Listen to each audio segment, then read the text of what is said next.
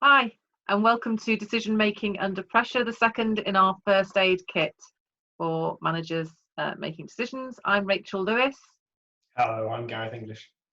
and we are business psychologists and leadership experts. And we've put together this little podcast for you to give you some practical tips and advice on how to make decisions under pressure. And it was originally designed on request from NHS care and key workers, but the tips in here are useful for anybody in any business setting.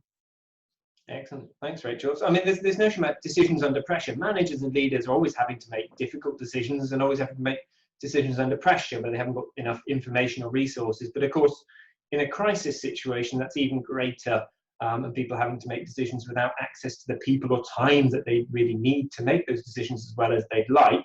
And of course, we're often talking here about life or death decisions. So where do people start? What should they do? Yeah, I think understanding what's going on for us is a very good place to start. So if we think about how we are when we're at our best, not under pressure, then what we know about the brain is that we're able to access those bits of the brain that are really good at problem solving and creative thinking. But when we become pressured, and at the moment it feels like there's pressure on top of normal pressure, then that bit of our brain, which is really designed to help us survive when we're under attack, starts to activate. And it leads us into this fight, flight, freeze sort of activity. And how we experience that is through panic attacks, inability to think straight, maybe lack of focus. I know a lot of people are saying at the moment they're finding it really hard to focus because everybody. Sorry, can you say that again, Rachel? I just drifted off for a second. Are you finding it hard to focus, guys? So yeah, it's that part of your brain that is really helping you to engage and focus isn't as active as it should be. Cool. Okay. So, I mean, as a psychologist, I'm fascinated talking about how the brain works. I think that's brilliant to understand that this is a normal part of how our brain works. But what can we do about it? Yeah, what can we do about it? So what we need to do is, even though at this point everything is telling us we need to be faster and to do more, is actually to slow everything down and to stop and to give our brain a chance to really engage with that problem solving part that's going to help us out of this situation. So the first tip I've got to share with you to help you do that, the simplest one, is to really just start thinking about breathing. And we've got some a brief exercise that I like to do. It's very quick. It's about 30 seconds, and we're just going to do it together right now. There are plenty out there, but I'm going to show you this one. So the first thing you're going to do is just place your feet flat on the floor and make sure that you're sitting or standing comfortably. If you're able to, not if you're driving, obviously, close your eyes. And just place your hand over your heart. Immediately, we start to release oxytocin, which is one of the hormones that de-stresses us. And then what we're going to do next is we're going to breathe in deeply and breathe out deeply, the 3 breaths, breathing in for 5 and out for 7. So just breathe with me now. In for 5 and out for 7. In for 5, out for 7, in for 5 and out for 7. And you should already begin to be feeling a change in your mental state, starting to slow down and able to engage that more problem-solving part of the brain. I am. I genuinely feel calmer after having done that. And I guess what I like about that is, whilst not always possible, very often it's easy for us to find 30 seconds in many decision-making processes just to get in the right place to be able to think about it. Yeah, actually, do you know what? That's a really good point, because it's probably very hard to understand when we're under pressure. It's quite hard to recognize, but building this sort of activity into your day on a regular basis, so 3 times a day, is just going to really help you. So when I'm feeling a bit calmer and I'm thinking about solving my problem, I often want to think about talking to people. How would I go about doing that? Yeah, and that for me is the next really stage to think about. the question for me is about, how many people to involve here. We won't say who these are pictures of, which of the two of us, people can make their own guesses. Really, for me, the question is, if I just try and make decisions by myself, we know that runs all sorts of risks. I may not have enough information, I may not see things in the right way. If I start to involve a lot of other people, actually what psychologists have found is that my decision-making often becomes more polarized. People either become way more risky or way more risk-averse when they involve a lot of other people. So we need to start thinking about who do we involve and how to involve them. So how do we go about doing that? Yeah, really simple question I like to ask myself is, why am I asking this person? Now, there can be all sorts of lots of different legitimate reasons to involve other people in a decision.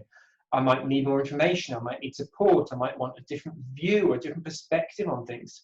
I might be asking them because I know they'll agree with me, or I might be asking them because I know they're going to be affected by the decision. The key thing is to think in advance, why am I asking this person? And try to be clear with yourself and with them about why you're involving them in your decision. Yeah, so I can see that sometimes people go for support and they get opinion and different points of view. That can sometimes be problematic, I'm guessing. Doesn't happen in this house. No, never. And I certainly would never go around just asking people that I know will agree with me on a decision to justify what I want to do in the first place. So absolutely be honest with myself. If I'm just asking people I know will agree with me, at least I can be clear with myself that's what I'm doing. Yeah, okay, that's great advice. So once we've done that, once we've decided who we're going to involve, where do we go from there? Yeah, so I think the best place is to start with what it is that we're looking to achieve. So where are we hoping to end up? And Stephen Covey in the 7 Habits of Highly Effective Managers, he talks about this in his brilliant book. And he says, start with the end in mind. So asking ourselves, what is it that we're trying to achieve as we make this decision? We've also put on here for you some useful questions.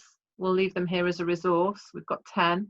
You might not have time to ask yourself all 10. So you might pick out 3 or 4 that are going to really help you right now. And the ones that I really like to ask myself are, what's the most important thing here? What's going to matter the most for me? I also like to think about what's making this decision hard for me to make.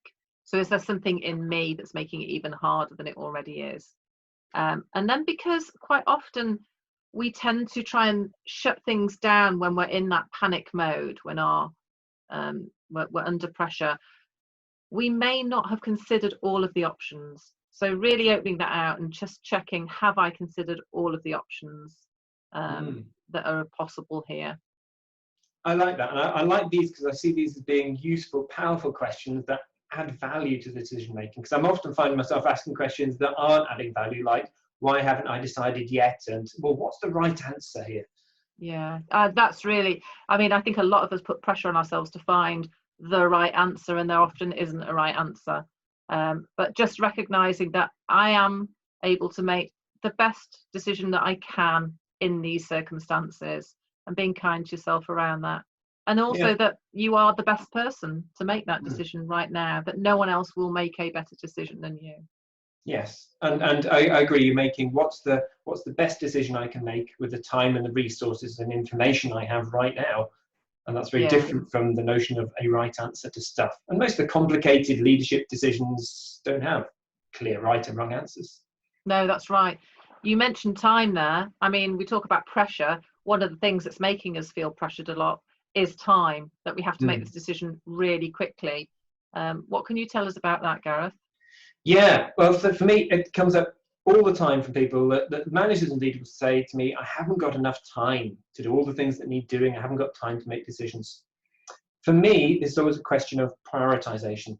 Nothing you do will create more time. And as we mentioned in our last webinar, in a pressure situation, there will always be things that do not get done, even though you might like to do them. So the question for me here is one of prioritization.